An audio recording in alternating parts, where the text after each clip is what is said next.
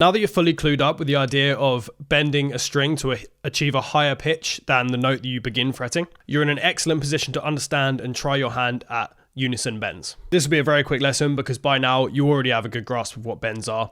Unison bends are kind of just an evolution of that idea. So unison bends are when you play two strings at the same time and bend the lower string so that it sounds at the same pitch as the string above it.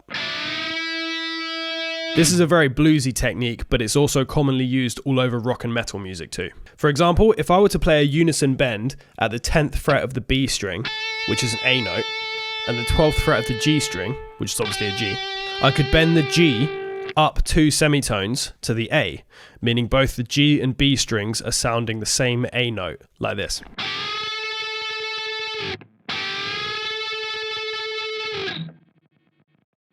Now, unison bends are very lyrical. Like I explained in the previous bends lesson, when you execute a unison bend, you'll briefly explore the pitches between the note that you start fretting and the note that you bend up to. This, combined with the static note that you're playing on the higher string, makes for a really cool sound, and one that guitarists have been utilizing in their playing for decades. Try and repeat after me. I'm going to play a unison bend at the 12th fret of the G string and the 10th fret of the B string, and move that shape down 1 fret every time until I get to the 5th and 7th frets. Try to bend the G string so that it sounds the same note as the B string.